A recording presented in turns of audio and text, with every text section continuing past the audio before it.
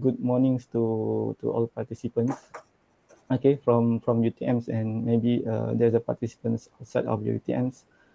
On behalf of the organizer, I would like to thank all of you for joining this industrial engagement webinar. Right. So this is actually a first webinar lah yang kita organize under Chemical Reaction Engineering Groups. Okay. And initiative or idea untuk conduct this webinar actually it came from our head of research group, Prof. Nur Aisyah Zainal Amins. I think Encik Habib familiar lah kan dengan Prof. Aisyah. Okay, and before that, I would like to introduce briefly about myself. My name is Muhammad Asmadi. Okay, saya salah seorang member Chemical Reaction Engineering Groups. Okay, at School of Chemical and Energy Engineering (UTMs). So saya akan moderator lah for today's session.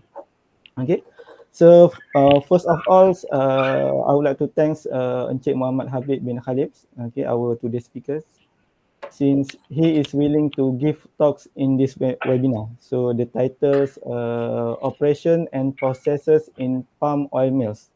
Okay. So for participants, if you have questions, you can submit the text question to the speaker by typing your question in the chat box. Okay, and we will collect and address all the questions during question and answer sessions. Okay. So some introduction about the the company and also Encik Habib lah. Okay, short biography lah. So FGV Palm Industry is a company under FGV Holding that handle about plantation upstream, okay, including the CPO production. Currently, FGV owns 68 mills across Malaysia, processing over 14 million metric ton of FFB annually. Okay, where 2/3 of FFB are sourced from Felda settlers and independent smallholder. Okay, FGV is one of the world's largest producer of the CPO, okay, accounting for about 15% of Malaysia's total annual production of CPO. Okay, one of the mills that contribute to this productions is located at the Felda Kulai Palm Oil Mills. Okay, dekat ni lah Felda Type Andak Kulai. So therefore, we invited Encik Muhammad Habib bin Khalib. He's an assistant manager at the Felda Kulai Palm Oil Mill at the Felda Type Andak, okay, Kulai Johor. So he has a bachelor degree in mechanical engineering, UTM Melaka, and has experience in palm oil operation and management since he's working since 2012, starting at the Palong Timur Palm Oil Mills, before he moved to the Felda Kulai in 2019. So this is a short introduction about our speaker. So we are honored to have him giving a seminar today. Okay, without further ado, I'll pass to our speaker to start our webinar. Over to you, Encik Habib. So mungkin boleh ni lah share your PowerPoint. Okay, terima kasih Muhammad Asmadi. Yeah. So saya sebenarnya biasa join meeting je kan, kita bukan as a presenter. Okay. Kan? So ni so agak kekok lah kan. Kejap. So saya ada non muslim okay, selamat pagi semua. So tak ada yang boleh respon tak? Boleh respon? Boleh, saya rasa semua boleh dengar. InsyaAllah. Walaupun online dia orang, saya rasa insyaAllah boleh dengar. Okay. So untuk basically okay, background company tu doktor dah beritahu lah kan. So betul lah tu, kita dalam Felda ni kita ada 68 kilang termasuk di Sabah dan Sarawak lah. Sabah dan Sarawak, salah satunya di sinilah kilang Kulai.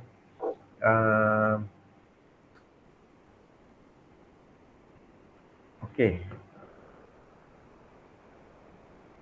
Kilang Kulai di Felda Tak Endak lah. Di Felda Tak Endak paling dekat lah dengan UTM ni kan. So kita dah sebenarnya beberapa projek dah collaborate dengan kilang selama saya kat sini lah. Kat sini pun saya beberapa projek lah yang sebelum ni ambil clinker boiler, ini ambil itu datang ambil EFB press punya shredded. So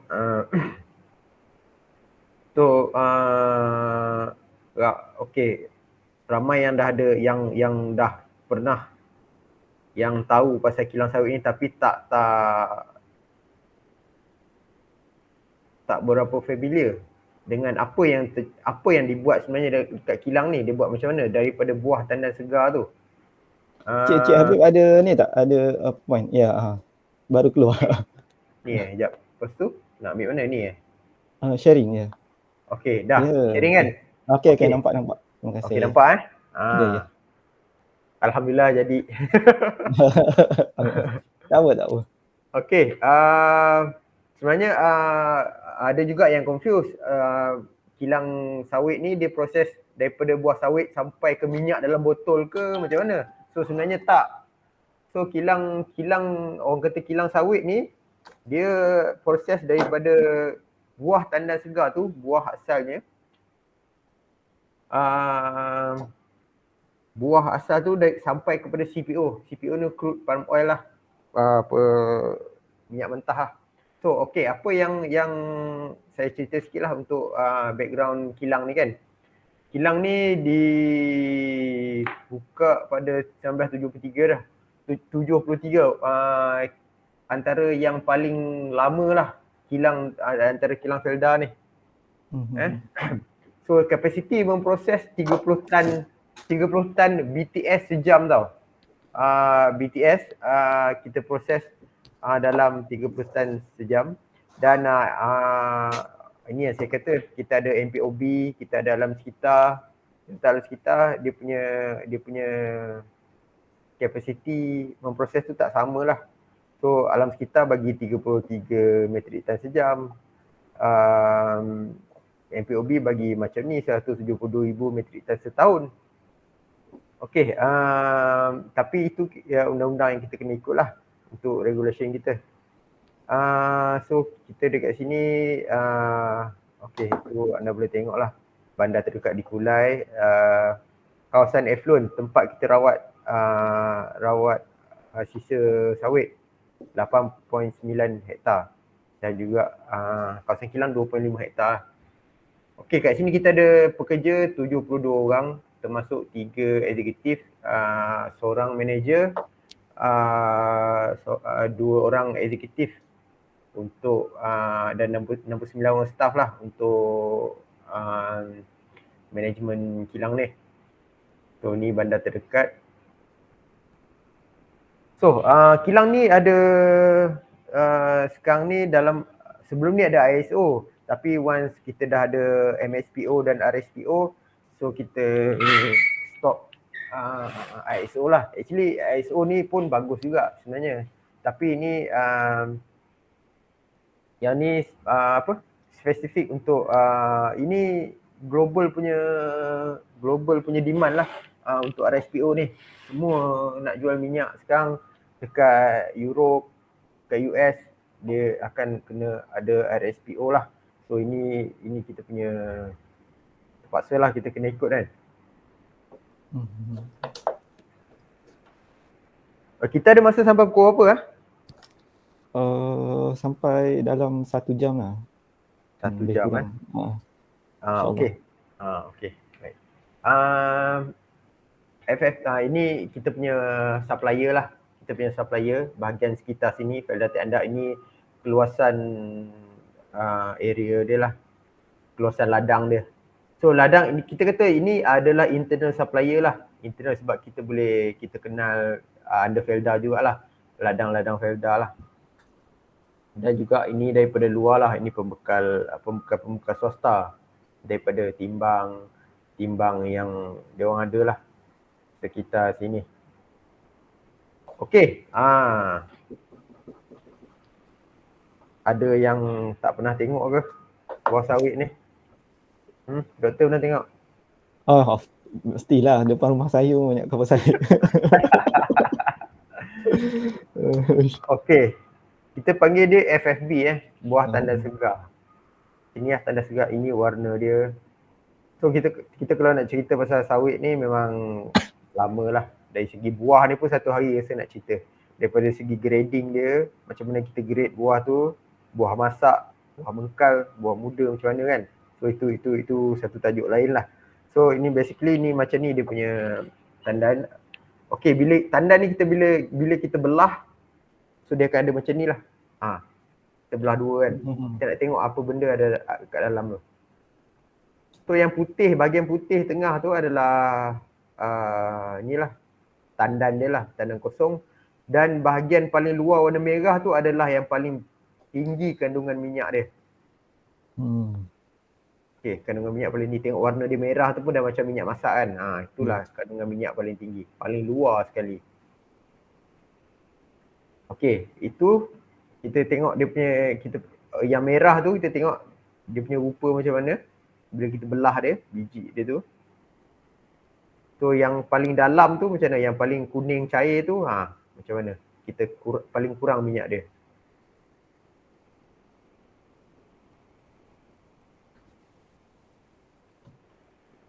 Okay. Ini kita bila kita belah, so dekat luar tu kita panggil mesokarp lah. Lepas tu kita ada dia punya shell, tempurung. Macam kelapa juga ada tempurung dan juga palm kernel. Cuma yang beza dia, minyak sawit ni dia ada di mesokarp, di sabut. So kalau minyak kelapa ada kat dalam kan. Itu beza dia. So yang ni kat dalam dia. So ni gambaran dia sebenar. Palm kernel dia bulat dan itu shell dia.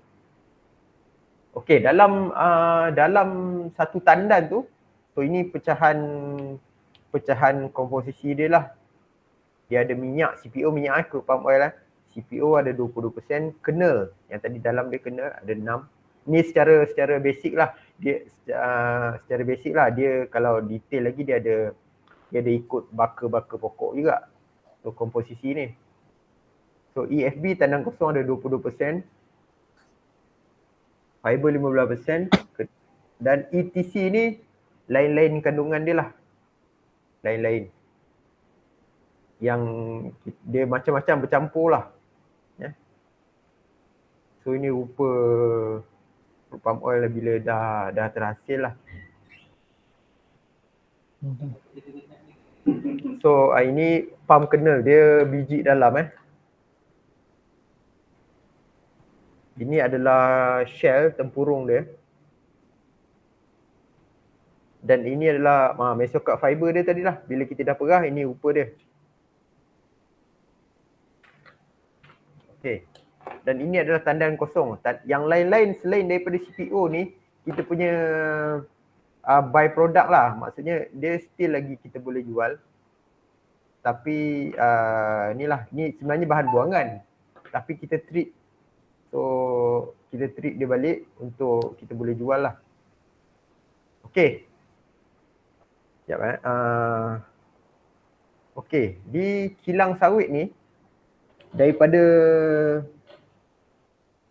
start kita punya proses tu, daripada fruit recipient, daripada hadapan kilang, kita akan masak dululah. Buah tu akan dimasak, dikukus. Kukus ke? Dimasak lah. So dimasak tu, masak ni ada beberapa cara.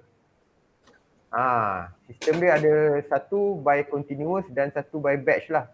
Batch tu maksudnya kita ambil contoh dalam 10 tan buah, okey kita masak. Okey ni batch dia, ni satu batch 10 tan. So ni lagi 10 tan, lepas tu okey kita masak. Dan yang lagi satu continuous. Continuous ni berterusan. Dia maksudnya dia masuk je, masuk keluar, dia berterusan lah. So itu kita panggil continuous sterilizer lah. Sterilizer. Dan juga by batch ni kita ada 4 lah. Conventional, indexing, CMC dan vertical. Ni semua teknologi lah masing-masing kan. Dan juga masing-masing ada kelebihan kekurangan dia. Conventional ni kita masak dalam tong tau. Dalam satu tong dan then kita masak dalam satu periuk lah. Sama lah. Indexing pun sama juga, masak dalam periuk. Cuma dia punya sistem tu lain sikit lah. So di kilang Felda ke-4 5 sistem ni ada dalam 68 tu semua ni ada. Semua ada. Cuma yang tak ada lagi satu teknologi saya ingat ni lah. Dia punya periuk kukus tu dalam keadaan sphere. Ini konvensional dia melentang. Okay, nanti saya tunjuk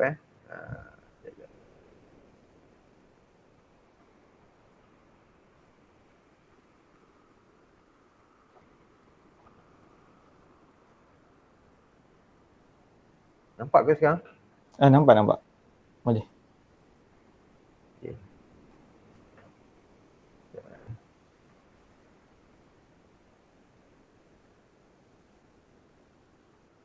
Okay, kita tengok continuous slicer. Inilah dia punya slicer. Dia panjang, dalam ni ada conveyor. Okay, tujuan dia. So dekat sini dia tak ada tekanan lah, tekanan atmosfer sajalah. So temperature kita perlukan dalam 100 degree C. So dia punya function dia untuk matikan enzim lah. Enzim tu dia menyumbang kepada free fatty acid. So dalam kita punya buyer, free fatty acid ni dia nak dalam range bawah pada 5% lah. So enzim, so dekat continuous slicer ni actually dalam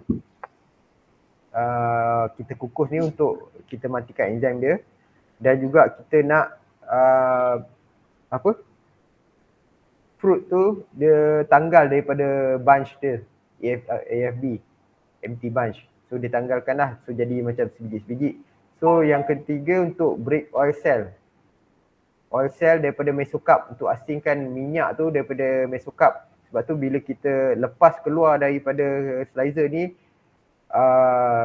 dia punya fruit tu dia akan jadi lembik. Minyak tu macam dah dekat luar, picit je dah keluar minyak. Okay. So yang keempat untuk minimize water content lah. So untuk kita water tu dia vaporize lah. Air dia keluar, sebab tu kita nak dia 100. Kalau tak, kandungan air dia tinggi kat situ. Okay, bila dah kita masak, dia akan asingkan lah, thrashing. Bila kita dah masak, dia akan masuk ke dalam thresher. So thresher ni, ini rupa thresher ni, dia masuk dalam ni, so dia akan pusing. So biji tu akan keluar lah, area sini dia akan keluar lah. Dia akan asingkan biji dan juga bunches dia, empty bunch tu lah.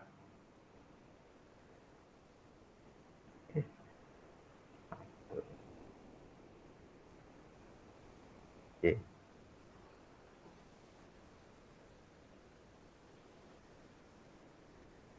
Okay, bila kita dah keluar, okay, bila keluar dari thresher, kita ada dua, biji dan juga tandang kosong lah.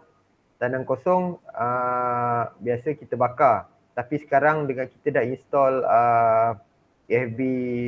EFB press, so kita akan press dan juga press tandan tu lah. So biji yang dah keluar tu, fruit loose tu dia akan keluar. Kita akan masuk kepada post heating cooker. Dia untuk kita masak lagi sekali lah fruit loose, biji tu, untuk kita senang kita nak perah keluarkan minyak dari situ. Okay, lepas tu baru kita masuk digester. Kita kena digest lagi pH cooker. Lepas tu kita digest pula. Pressure. Okay, digest ni temperature kita kena maintain dari 90 ke 95 lah untuk release the palm oil. Bila dalam tu dia akan ada pisau, dia macam blender lah, senang. Blender dalam tu ada pisau, dia akan pusing untuk asingkan mesocarp fiber tu daripada dia punya tengah tu, nut lah, kita panggil nut, untuk pisahkan dia. So bila kita dah digest, baru kita press lah, masuk kita press. Press ni dia macam screw tau, screw press. Consists of a cylindrical perforated cages. Okay, dekat luar ada satu cages, dalam tu ada screw, dia akan tekan dan akan keluarlah minyak. Dia bukan keluar minyak betul lagi tau. Dia bercampur dengan air dengan sludge sekali lah. Belum lagi.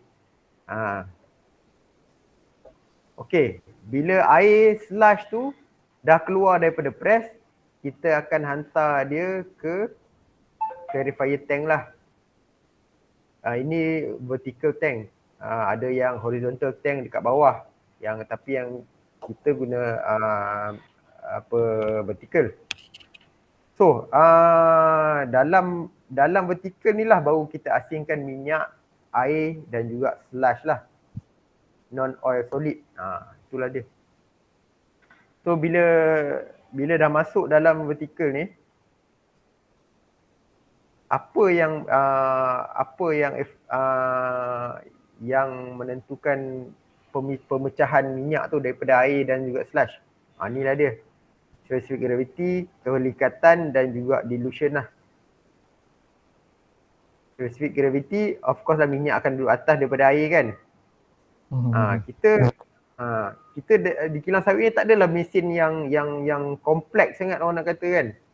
Dia basic je. Dia macam ni, dia pakai basic je. So viscosity, kepekatan sludge yang masuk tu lah. Kalau pekat sangat dia tak dapat nak pecah lah minyak tu kan. Okay, bila tak dapat bila pekat sangat kan, kita akan tambah air, dilution lah. Kita akan dilute benda tu. Sludge tu lah yang bercampur dengan minyak tu, untuk dia senang molekul-molekul minyak tu pecah dan naik ke atas. Okay, ini tak ni. Ini dah agak ke dalam lah ni. Ni kandungan dia punya, setiap bahagian tu kita ambil sampel dan ni dia kandungan dia lah. Kandungan air, minyak dan juga sludge. NOS. Non-oil, apa tadi?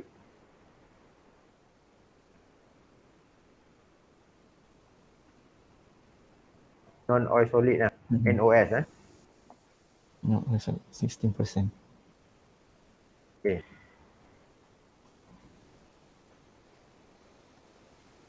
So dekat vertical clarifier tu kita akan biar dia settle lah. Biar dia settle, minyak naik ke atas dan juga nose turun ke bawah dan tengah-tengah akan ada air lah. So air tu penting untuk kita buat pemecahan. So di vertical clarifier ni lah.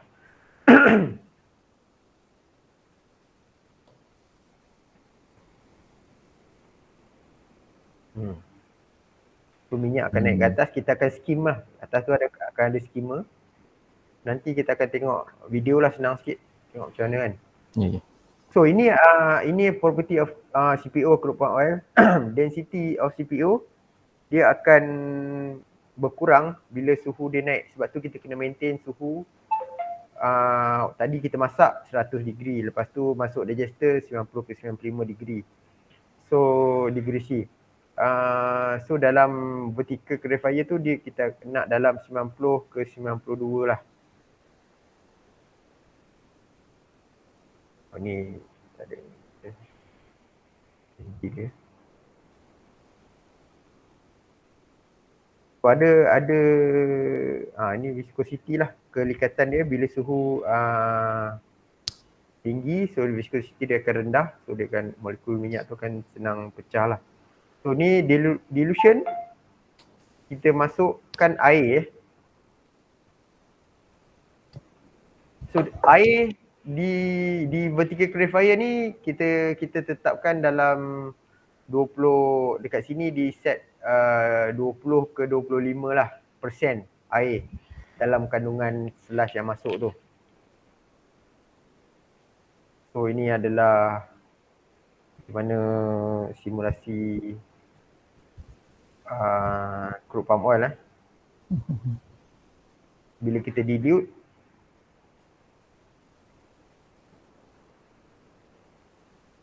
ini waktu dia pekat lah, increase viscosity dia increase lah.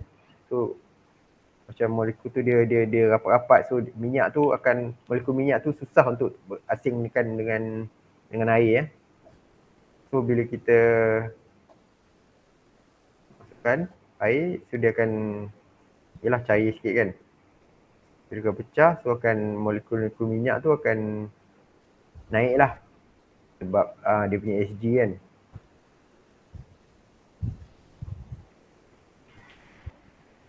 So slush akan masuk ke atas, masuk dari atas, dan juga bila dia settle minyak ke atas, kita akan skim lah. Skim keluar yang biru tu. Okey, dan bawah adalah nose. Dia punya slush yang pekat lah. Nose. Dia solid. Solid So dia akan keluar. Tengok kedudukan minyak keluar dengan dengan flush keluar. Dia hampir sama, kita kena adjust sama Sebab tu baru boleh kita maintain dia punya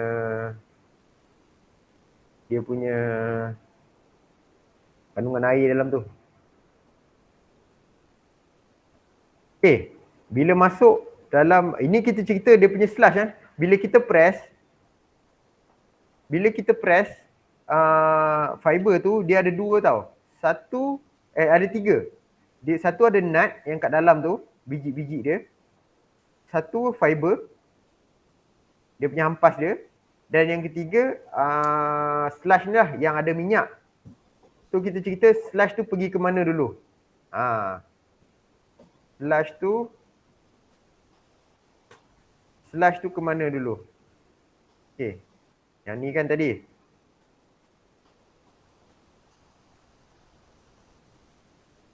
Okay.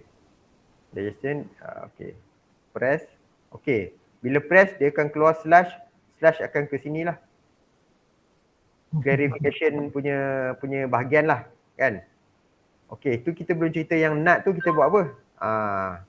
Nut dan juga fiber tu. Dia akan ke bahagian bawah ni. Untuk bahagian kernel lah. Untuk bahagian kernel. So ini untuk bahagian oil. Ini. Bahagian sini adalah oil So yang kita cerita tadi bahagian oil dulu So nak cerita pasal oil CPO kan. Okay. Bila dah clarification tu, dia akan keluar sludge dan juga minyak lah. Ada dua kan. Ada dua. So sludge ni pun masih ada minyak yang belum sempat naik ke atas. So dia ambil masa untuk naik ke atas. Kan? So dekat minyak dah jadi, kita akan ke oil purification. Maksudnya kita nak buang lagi ada benda-benda asing dalam tu, dan juga untuk jadikan dia pure minyak, kita kena buang benda asing dalam tu yang ada, yang halus-halus, dan juga keringkan lah lepas tu. Okay, kita tengok oil purification. Ni mesin oil purification lah. Dirt dia ada 0.015% lagi. Dan VM ni volatile metal. Ni adalah kandungan air lah. Daripada minyak yang masuk, yang kita dapat daripada clarification tu. Vertical clarification tank, VCT lah kita panggil. So dia masih lagi ada minyak. Walaupun minyak tu kat bawah, kita skim kat atas, tapi ada lagi kandungan minyak dia. So yang ni, mesin ni konsep dia, dia centrifuge je. Masuk dalam ni, dia akan pusing je. Pusing. Yang bulat ni, dia ada macam, tengok macam UFO lah. Dia boleh pusing dalam ni. Dia ada piring dia. Dia akan pusing. So slush akan, slush akan naik ke atas. Dan juga minyak ringan dia akan bahasa Melayunya apa? Terempar ke tepi lah. Kan, bila dia centrifuge punya tu, so yang berat tu akan duduk kat tengah. So yang ringan minyak akan ke tepi, dia akan collect minyak lah. So yang kita tengok yang atas tu dia akan close slash lah. Bahagian atas close slash, dan yang bahagian bawah ada dua tu. Ada dua hose tu. So bahagian bawah tu akan keluar minyak lah. Okay. Laju Tak ada, saya rasa okey. Okay. So yang okay, itu kita treat minyak kita lah. Macam mana? Okay. Lepas tu sludge kita pun sama juga. Konsepnya sama juga. Ini mesin sebenarnya mesin kita panggil stok tu je nama dia lah. Kan? Tapi dia konsep dia sama juga, cuma yang ni dia ni vertikal. Ni dia pusing secara vertikal. Ni lagilah macam UFO kalau benda kat dalamnya. Kan? Mesin stok. Sludge tu kita pusing, sama juga. Minyak dia akan keluar. Dan juga sludge yang berat akan keluar sebelah lain lah. Ini sludge trap dia ke bawah. Recovery, kita recover minyak. So dia akan ke VCT balik lah. VCT balik untuk kita purify dia lah. Untuk dapatkan ketulinan minyak dia tu, kita VCT, so air tu akan turun juga. Ni sama juga, kita kena masuk air juga untuk bagi molekul dia terpisah.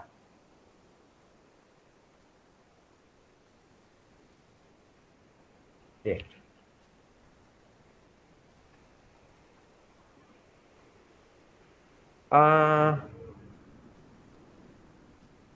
Okay. So bila yang ni okay, centrifuge. Okay, ya. Okay, lepas centrifuge ini kita akan masuk balik ke sini, purification, dan akan turun ke sini lah. Dan benda ni akan berulang, sludge dia akan masuk sini dan akan berulang. Okay. Okay, minyak tu kita akan buang kandungan air dia lagi dalam oil drying. Kita panggil vacuum dryer. So vacuum dryer kat sini. Vacuum dryer sebelum kita hantar ke oil storage tank lah.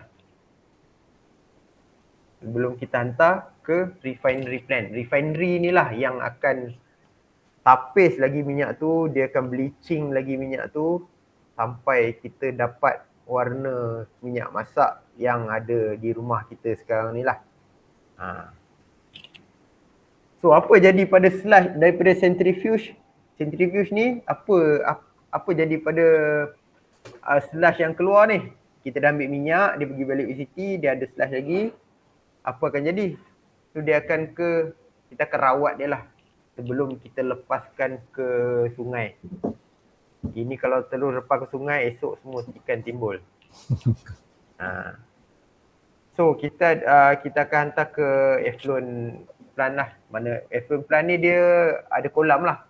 Kolam itu cerita lain pula, panjang pula cerita dia. Effluent plant ni kita rawat ni pun ada di kilang ni. So setiap kilang sawit akan ada sistem rawatan air dia sendiri. Tapi sistem rawatan air ni tak adalah macam yang dekat loji air kan, sampai jernih macam tu. So kita akan rawat lah dia, baik ada kolam-kolam yang akan merawat benda tu. Macam mana benda tu basically kita pakai microbe lah. So microorganisma akan berinteraksi dengan dia akan makan yang dalam sludge ni apa semua. So step by step dia akan rawat air tu lah. Okay, itu cerita lain lah. Satu lagi tajuk lah. So okay, kita dah dapat CPO, boleh hantar ke refinery. Okay, so patah balik kepada tadi, lepas press. Okay, di pressing station, tadi ada bahagian ni lah, yang cair lah kan, sludge lah kan. Kita rawat dia macam mana. Dia ada juga fiber dan juga nut dalam tu. Tempurung dengan kernel kan. So apa kita buat dengan tu?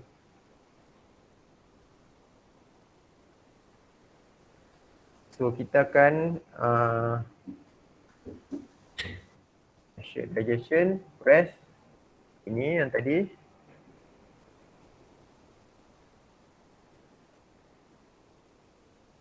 Okay, tahu ni.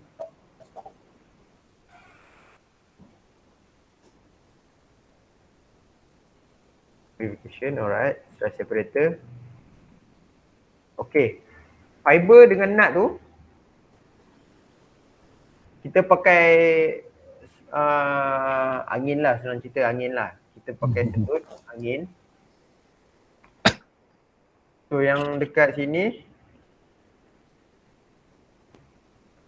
so dia akan masuk kat sini. Selepas keluar dari press, fiber dan juga nut tu akan masuk ke sini. Angin akan sedut fiber ke atas, ke sini. Fiber akan keluar lah. Dan juga nut tu berat, dia berat so dia akan turun lah. Dia akan turun ke sini, dah ada conveyor lah. So ni dia akan turun, so yang ringan fiber akan naik. So ni, bahagian ni yang ni bentuk apa empat segi empat segi ni. Ni adalah damper lah. Damper untuk kawal angin lah. So bila dia ruang dia kurang, so speed dia akan laju kan. Betul? Betul. Dia basic ke benda ni? Untuk sistem. Sistem dia basic ke, tak ada yang kompleks sangat pakai chemical ke, tak ada dia tak ada. Kita tak ada masuk langsung chemical apa dalam proses ni. Daripada minyak sampai yang minyak, kita tak ada campur apa pun. Dia akan so yang ni fiber dia, kita tak ada masuk apa. So even dalam fiber ni pun ada minyak lagi, kandungan minyak tu. So kita boleh rasa kandungan minyak tu. Kandungan minyak ada dalam fiber tu. So okay, fiber ni ke mana? Fiber ni kita akan bakar lah. Kita akan bakar di boiler. Boiler ni boiler kita guna untuk satu, kita akan bakar di boiler satu untuk generate power. Dua, untuk steam. Kita nak panaskan tadi kan, kita nak panaskan minyak sampai 100 degree sampai 190 degree kan. Mana kita dapat dia punya sumber haba tu kan. So inilah dia. Dapat balik daripada boiler lah. Boiler dapat bahan bakar dari mana? Daripada ni lah. Daripada fiber lah. So boleh katakan kilang sawit ni dia adalah self generate lah. Dia tak pakai TMB, tapi ada jugalah untuk TMB untuk ke pejabat. So kita pakai TMB untuk ke pejabat kan. Kita nak konsisten elektrik kan. So dalam sepanjang kilang proses adalah kita generate power sendiri Kita generate power sendiri. Saya pun tak tahu sebelum saya masuk kilang sawit ni.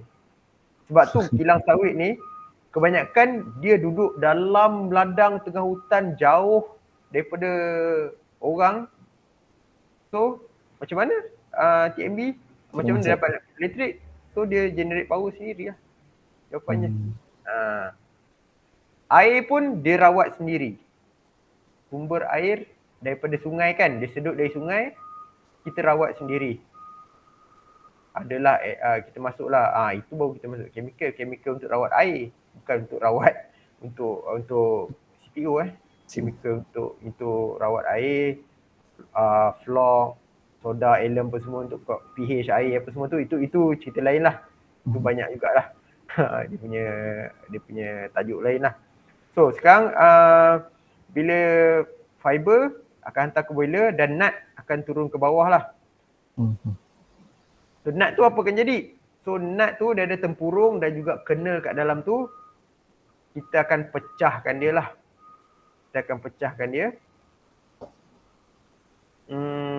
Untuk asingkan nut dengan tempurung tu lah.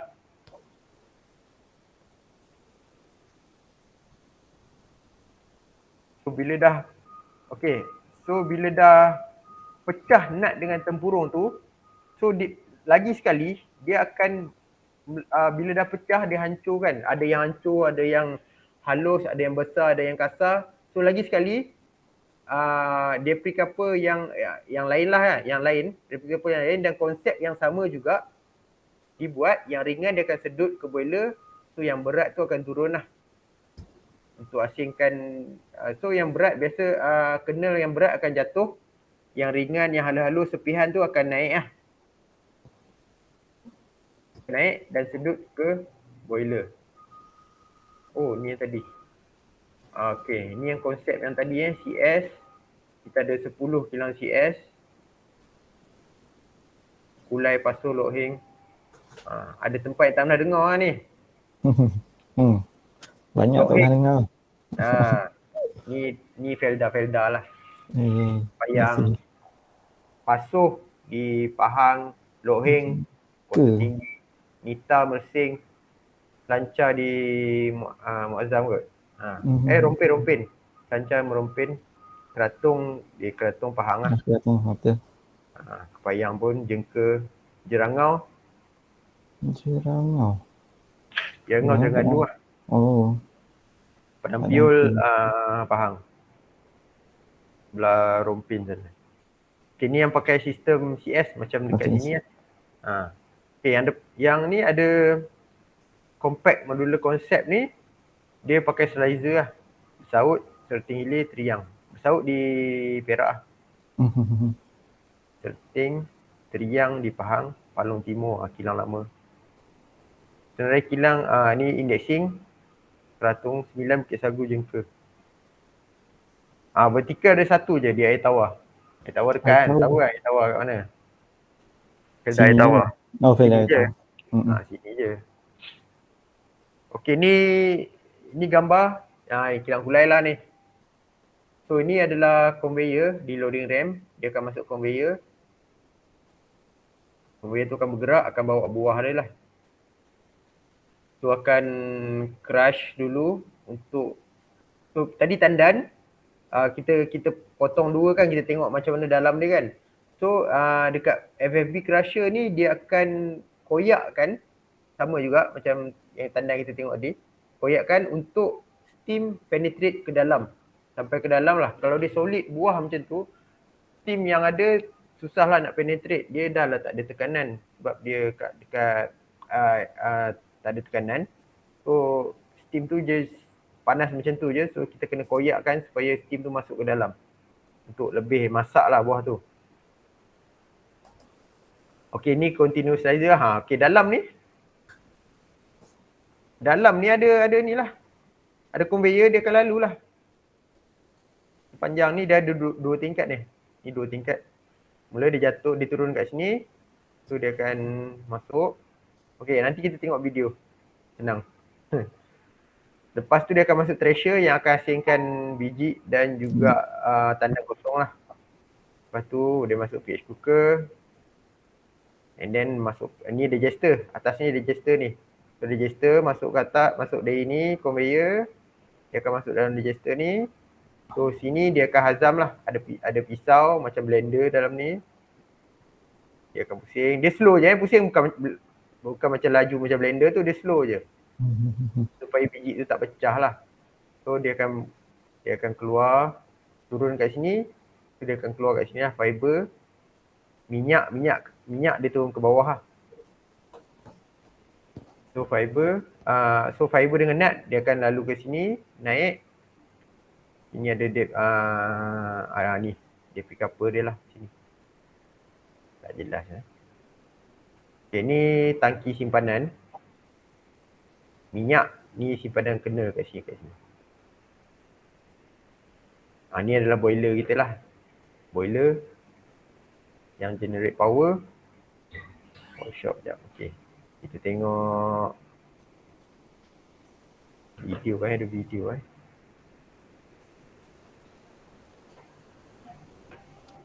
Okay, untuk lebih faham dia, kita akan tengok yang ni lah.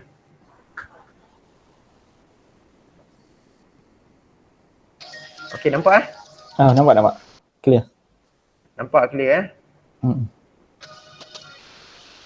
So yang ni adalah continuous slicer macam kat kilang ni, tapi yang ni dia pasang, ni kilang yang pertama, dia nak pasang yang pertama kilang continuous slicer di kilang Pasuh di Pasuh.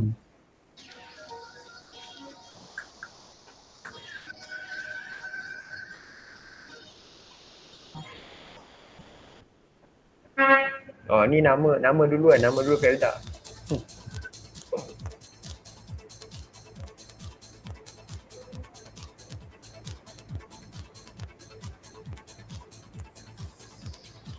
Ni conveyor tadi kan. Sama lah.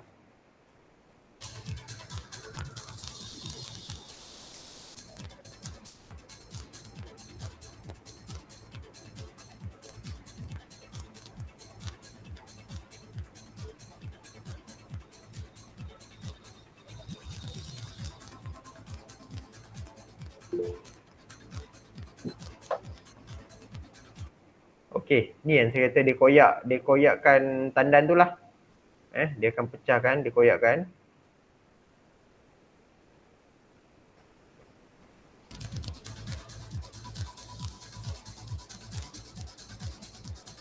To improve steam penetration lah.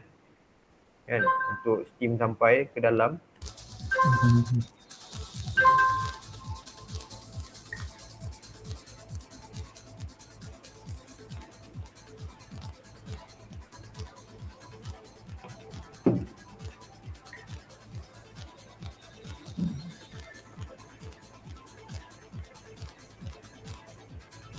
Ini dalam slicer tu lah. So steam dia inject sambil conveyor jalan.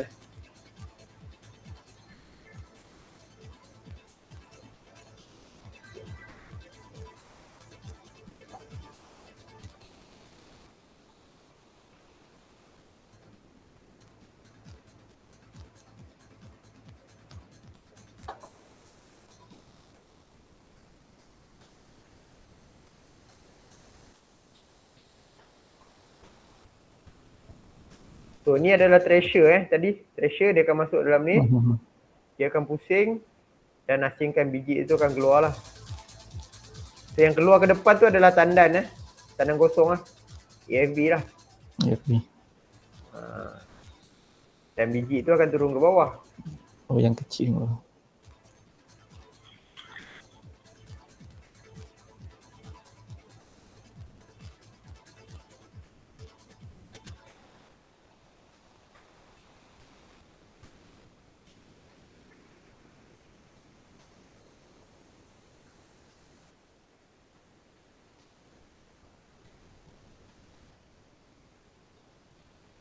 Okay.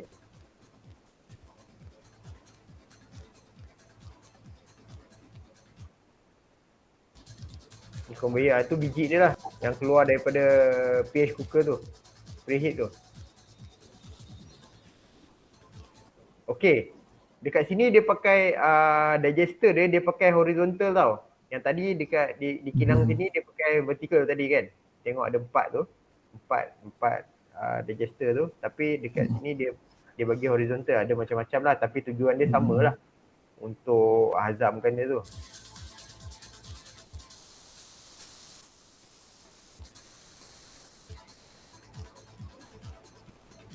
Dia akan pusing sebelum dia masuk press lah. Ni dia punya press lah.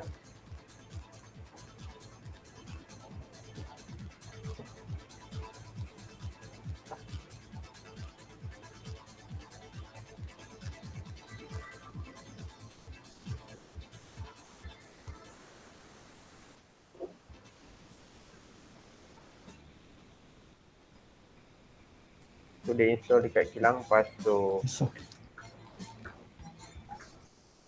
So kilang sawit sebenarnya yang depan je yang lain, sampai dekat press. Sebelum sampai kat press tu yang lain. Selepas press yang belakang semua sama. Dia cara proses dia tu proses minyak. Dia membezakan jenis-jenis dia kat depan je, front end je. So ni ada lagi satu.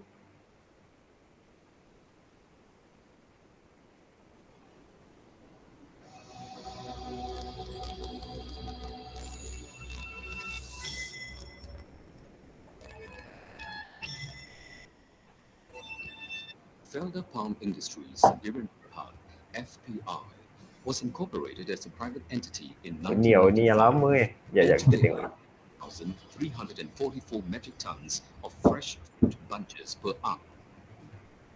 59 of the mills are located in Peninsular Malaysia, 12 in Sabah, and 1 in Sarawak. Its core business activity is in the processing of oil palm fruits. In the first stage of the milling process, fresh fruit bunches, frequently referred to as FFB, from the Felda scheme are sterilized. In this process, Okey, ni adalah yang konvensional tau. Dia akan masuk dalam tong dan tong tu akan bergerak. Okey, apa beza dia dengan CS yang conveyor dia tadi tu?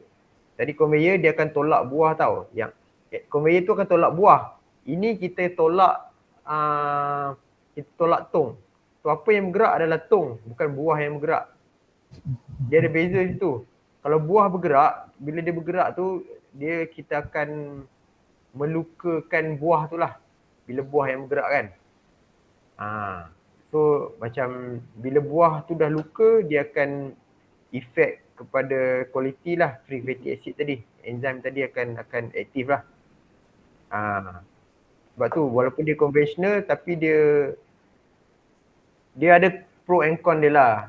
Yang ni still kena memerlukan tenaga manusia ramai. Tapi dari segi kualiti buah tu dia terjagalah. FB are subjected to lime steam at a pressure of 40 psig. Okey, yang ni dia ada pressure lah. Dia masuk dalam periuk tu. 75 minutes. Ini sterilizer dia lah. Yang kita batch by batch tu, inilah. Satu batch masuk, dan satu batch keluar. After sterilization, the sterilized fruit bunches are ini konvensional lah. Manual angkat. Sterilized bunches are fed continuously into a rotary drum, which is made of flat bars. Okey, ni thresher lah. Which run longitudinally along the drum.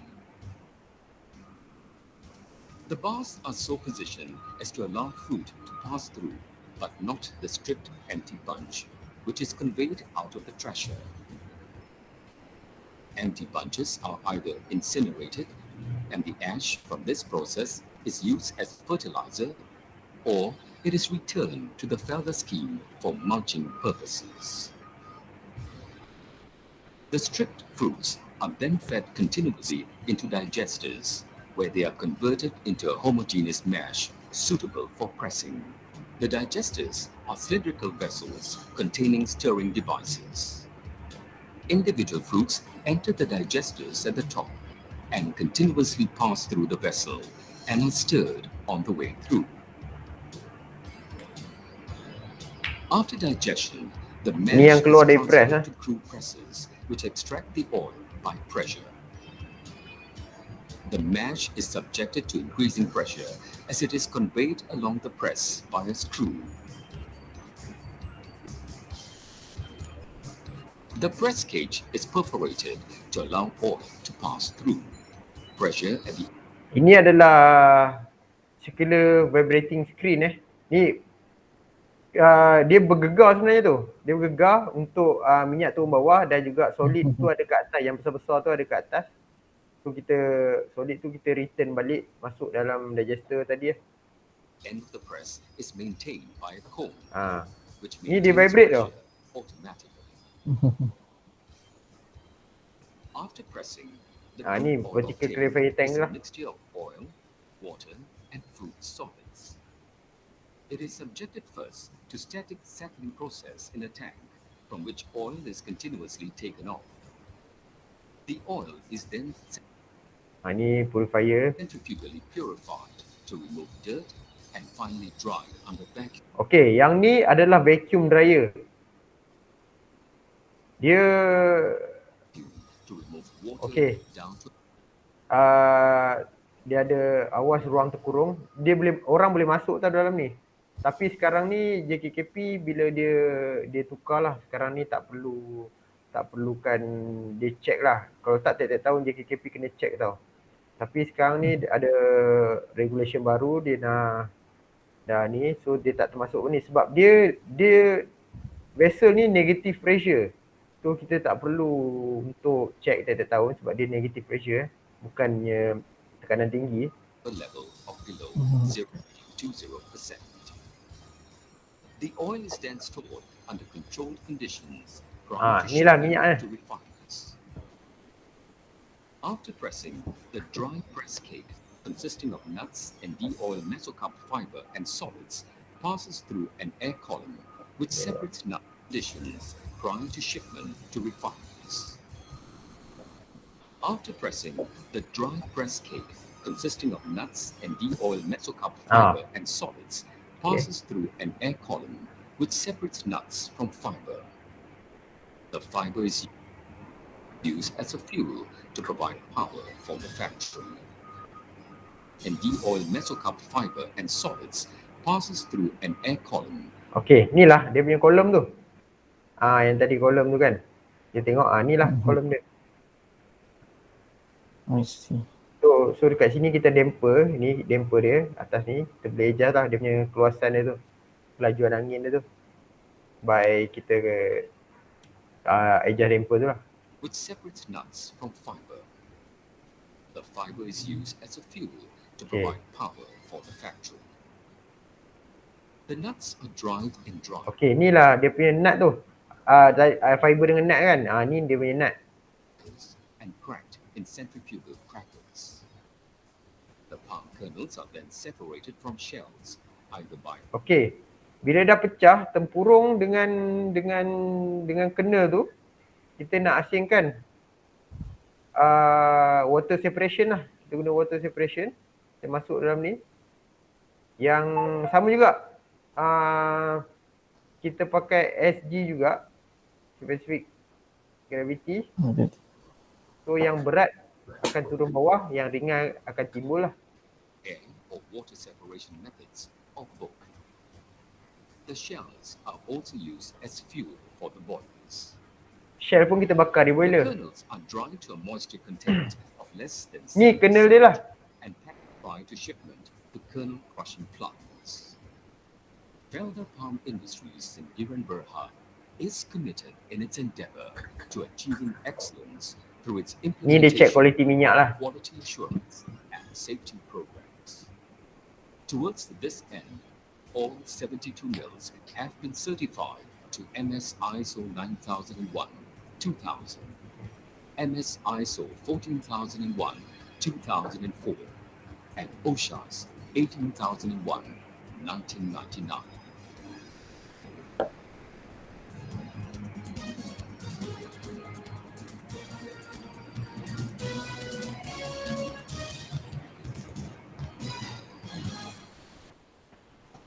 Okay.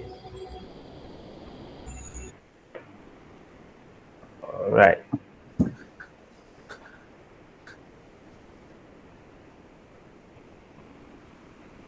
Stop sharing.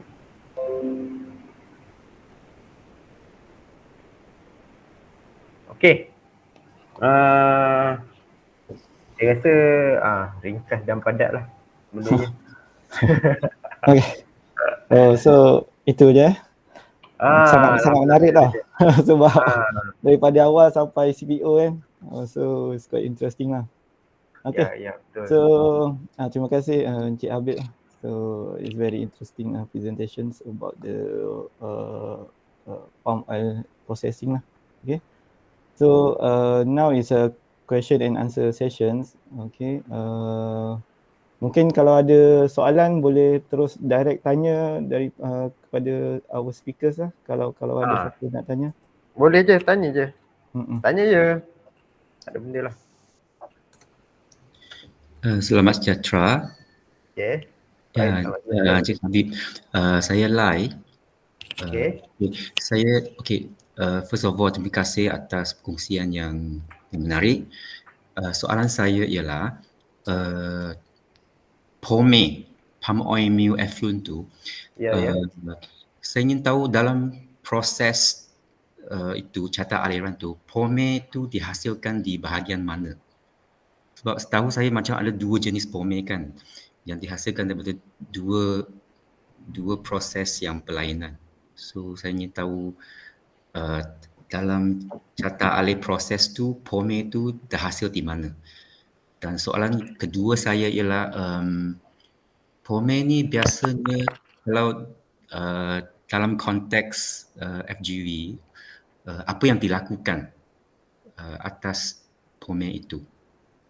Dia di-treat sahaja atau dia ada digunakan juga untuk tujuan lain, untuk menghasilkan produk-produk lain. Sebab setahu saya macam ada orang yang pakai pome ini dia reduce dia punya FFA content dan dia jual lagi. Okey, terima kasih soalan yang baiklah. So maksudnya dia you ada pernah tahu dah kan kilang sawit ni apa hasil dia kan. So pome ni dia sebenarnya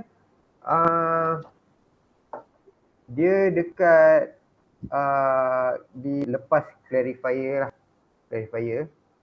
So lepas clarifier kita akan ada dua kan, satu minyak, satu lagi nose. Ada air, ada nose. So dekat apa?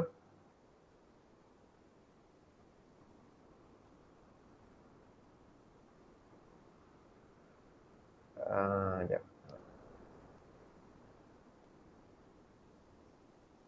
Okey, dekat sini ya. So lepas kat sini lah dia masuk effluent treatment plant. Dia sebenarnya betul lah ada dua tu sebab pome daripada centrifuge ni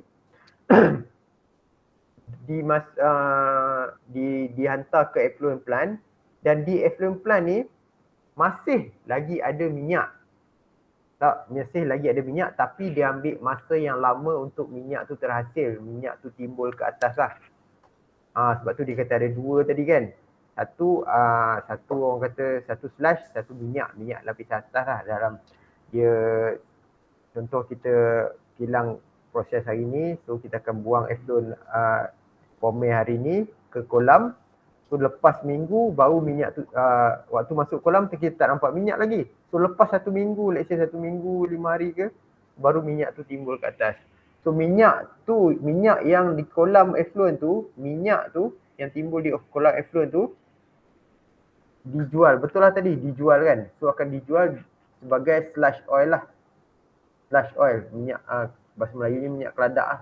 Minyak keladak. Okey. Minyak keladak dan digunakan SPO, slush palm oil. Slush palm oil, yes. Okey, itu digunakan, itu dijual. Dan bakinya slush tu kan akan dirawat di dalam kolam lah. Kolam di kolam effluent lah kita panggil. So berperingkat, kita ada anaerobic, fakultatif, algae, kolam algae. So nama kolam-kolam ni lah. So by peringkat lah kan. So lagi bila di kolam ni, bila dia dah masuk di kolam ni, so yang solid akan termendak ke bawah. So dalam masa 1 tahun 6 bulan, 7 bulan, so solid tu akan penuh di kolam tu. So kita kena cuci kolam tu supaya kita boleh rawat lagi pome yang baru kan. So kita kena cuci kolam tu by kita remove, kita keluarkan solid yang tinggal di dalam kolam tu lah. So solid yang di dalam kolam tu kita akan keluarkan, dikeluar, dan solid tu akan kering dan dijual sebagai orang kata tanah hitam lah, tanah hitam dan baja. Biasa tanah hitam ni orang buat baja lah. So beli yang kalau tanam bunga, ada beg tanah hitam tu, itu adalah dari kilang sawit lah. So di effluent treatment ada 2 byproduct lah, satu slush palm oil, satu lagi tanah hitam lah. Okey. So maksudnya yang minyak yang apa tu SPO yang dapat untuk kali pertama tu still dijual sebagai produk lah. Cuma dengan harga yang lebih rendah. Byproduct. Dia 70% from CPO punya price lah. Or still 70% of the CPO punya price. Yes. So harga dia akan naik turun lah. Okay. Faham. Okay. Kasih. Sama Cik Lau. Dr. Lai. Okey, terima kasih Dr. Lai. Ada lagi soalan Dr. Lai.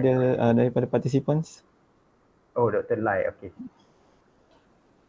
Ya, yang Okay, slash oil tu okay. dia guna untuk apa Saya Slash oil ni biasa saya ada tanya jugalah yang ambil yang buyer kita kan. Saya tanya dia orang biasa dia orang export ke negara-negara dunia ketiga lah, macam sebelah Pakistan macam tu lah.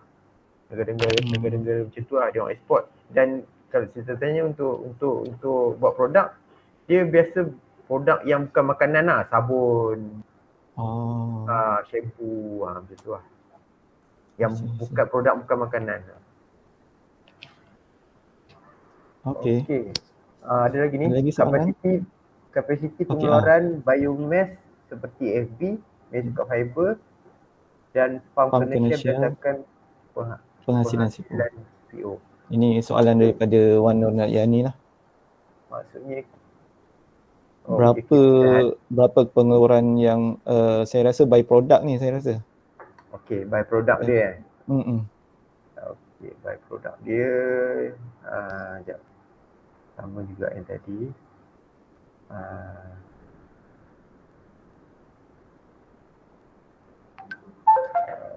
Pecahan dia tadilah, pecahan yang kita boleh dapat. Okey ni. Ni kita inilah kita punya tu. So daripada 100 tan FFB, 1000 tan FFB, kita proses 1000 tan FFB, kita akan dapat inilah pecahan dia. 220 tan EFB lah. Fiber 50%, shell 3%, kena 6%. So inilah CPO. Okey, CPO dekat ini terms digunakan di kilang sawit lah. OER ni. OER adalah oil extraction rate. So prestasi kilang biasanya yang pertama sekali kita tengok oil extraction rate lah. Minyak berapa persen minyak kita boleh dapat daripada kita proses FFB tu. 1000 tan FFB kita proses, CPO kita dapat 22%. So 220 tan lah CPO kita dapat. So EFB kita ada 220 tan juga. Mungkin ada berlainan lah, ada range dia lah kan. EFB ni 22 sampai 25% rasanya untuk EFB. Dan daripada EFB 22% ni pula, kalau kita buat kita shredded, kita press, kita shred dia kan, jadi fiber halus tu kan. So daripada 22% ni kita akan bila press kita dapat dia punya juice dia lah. Kita panggil juice lah, EFB juice. EFB juice 50%, shredded fiber 50%. So dia bagi dua lah. So 20% bagi 2, kalau 1000 tan akan ada 110 tan EFB shredded lah. Macam tu lah Puan. Cik. Okay. So saya harap jawatan clear. So, kita ada soalan daripada Dr. Zaki Yamani. Okay. Berapa persen sludge oil yang terhasil berbanding CPO? Kemudian soalan kedua, adakah juga sludge oil ini boleh di-blend sikit dengan CPO tanpa efek kualiti CPO? Maksudnya within range OREM specs lah. Itu dua soalan daripada Dr. Zaki Yamani lah. Okay, baik. Baik, terima kasih Dr. Zaki ya. Ya. Okey. Persen sludge oil yang terhasil berbanding CPO. Okey. Itu macam mana sludge oil ni dia terhasil di orang kata di belakang lah, di kolam di selepas proses penghasilan CPO tu terjadi. So sludge oil ni dia di belakang, so dia lambat jadi. So dia ambil masa untuk jadi. So slush oil boleh di blend sikit dengan CPO. Okey, yang ni jawapannya tak boleh. Sebab slush oil dia FFA dia tinggi. FFA di kolam free fatty acid dia dalam 20 ke 30 ke atas lah. Kalau lagi lama tinggal sampai 50, 60, 70% minyak tu. FFA dia tinggi. So warna dia dah jadi hitam. So, dia ada bau. Lagi satu dia cepat beku. Free fatty acid bila tinggi dia akan cepat beku. Okay, so dia akan effect quality CPO lah. So itulah jawapan saya. Berapa persen slush ni? Okay, had yang maksudnya had yang dibenarkan, maksudnya quality control di kilang dia set 0.5%. 0.5% daripada AFP proses lah. So maksudnya bila kita jual slush oil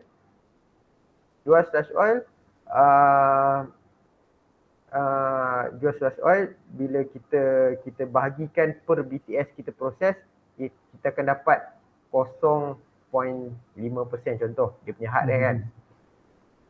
0.5% ni kalau bulanan, setiap bulan kita jual dalam 20 ke 30 tan je berbanding kita proses CPO. Tak banyak, tapi kalau kalikan dengan harganya, banyaklah harga dia. Tinggilah juga kan. Tapi kita kena berhati-hati jugalah, sebab bila kita jual slush oil banyak, maksudnya proses di dalam kilang kita tak cekap, minyak kita terlepas banyak ke belakang, kita tak collect minyak habis.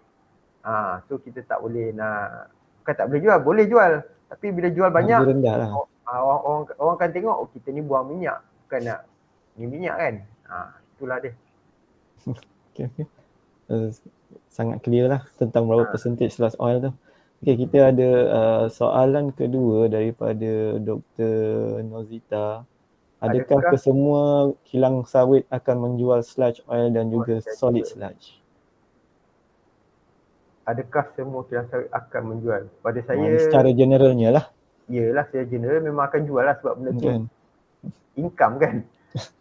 So dia akan jual lah. So kalau dia simpan pun, bila kita simpan, kita akan kena fikir macam mana nak lupus benda tu, macam mana nak supaya kita masih lagi terikat dengan jabatan alam sekitar, benda tu tak mencemarkan alam. So bila kita simpan benda tu, kita akan pening lagi lah. Kita akan fikir lagi satu masalah. So baik kita jual. At least dapat income kan. At least dapat income. Masalah tak ada, pening kepala. Okay, kita ada Dr. Light kata analisis student saya FFA content SPO around 67%. Betul lah tu? Tinggi kan FFA? So kita ada soalan daripada Dr. Norasikin. Fokus. Okay.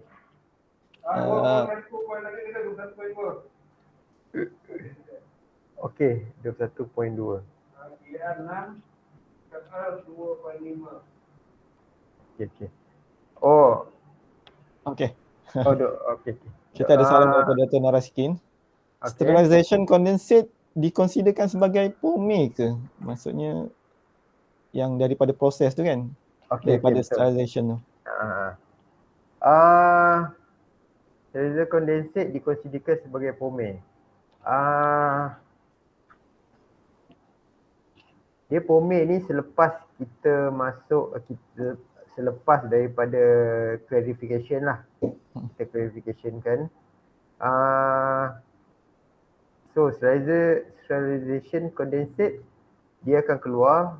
So dia akan masuk terus kat sini kita amalkan dia masuk ke dalam tangki. Satu tangki untuk kita minyak tu dia terjadilah, minyak tu naik lah sebelum dia jadi minyak. So and then kita akan drainkan air dia ke bawah, buang. So kita tinggal minyak dalam tu. So dikategorikan consider sebagai pome. Dia pome tapi kita tak masukkan ke dalam kolam. Sebab yang kita drain daripada tangki tu baru kita masukkan ke kolam effluent. So solution condensate ni dia still ada minyak tau. Ada minyak daripada proses sterilization tu. Buah 14 hingga 15. 14 13 ingat ataupun 14 saja ada tu ada 500 lagi 13 ingat. Saya rasa 14 tu. Oh, kena 6 Kena 6 Okay, so minyak daripada condensate tu kita akan jual sebagai slush oil. Kita akan jual sebagai slush oil lah. So sebab dia kalau dia akan masuk balik ke proses, dia akan dijaskan kualiti lah. Especially FFA lah. Sebab dari condensate ni FFA dia dalam 8 ke 10. 8 ke 10%. Okay. Okay, kita move to soalan yang seterusnya lah. Saya rasa ini soalan yang terakhir lah yang kita boleh ambil lah. Daripada Dr. Zaki juga. Okay, terima kasih jawapan tadi. Ada tak palm oil mill yang blend sludge oil ke dalam CPO? Saya yakin Felda tak buat seperti itu. Cuma saya nak tanya company lain lah. Ada tak dia buat? Itu soalannya lah. Tak boleh. Kamu tak boleh. Okay. Mungkin yang ni last lah. Ini ada request sebenarnya. Soalan ke, okay. Kalau saya nak ambil sampel POME untuk research postgraduate saya, boleh contact siapa? NS ni siapa? Saya pun boleh. Cik Muhammad Habib lah. Mungkin boleh melalui crack pun boleh lah kan. Kita boleh arrange time. Ada lagi student tak? Ada lagi student? Siapa student ni?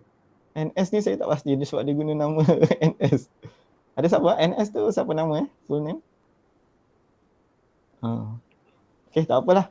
Nanti kalau ada apa-apa boleh contact saya lah ataupun Kevin Creation dan group members ni untuk kita arrange dengan Cik Habib lah kalau perlukan kan, sampel.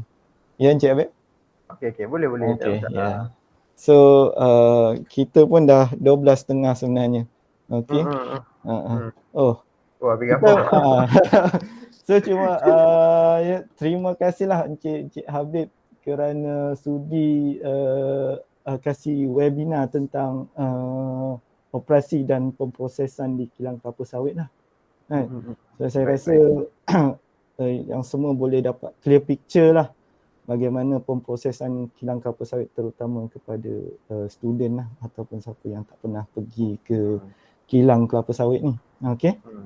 So tapi sebelum tu ya Cik Habib silakan. Kerja pun boleh juga. Ya. Ada ambil internship Cik Habib?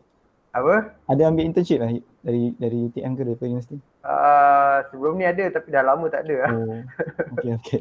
Okay, sebelum kita akhiri webinar ni, kita nak request lah untuk snapshot gambar lah. Okay. Mungkin boleh buka webcams. Okay. Siapa ya ambil? Yani ke Najwa? Yang ni boleh ambil gambar Okey, boleh. Sekejap. Okey.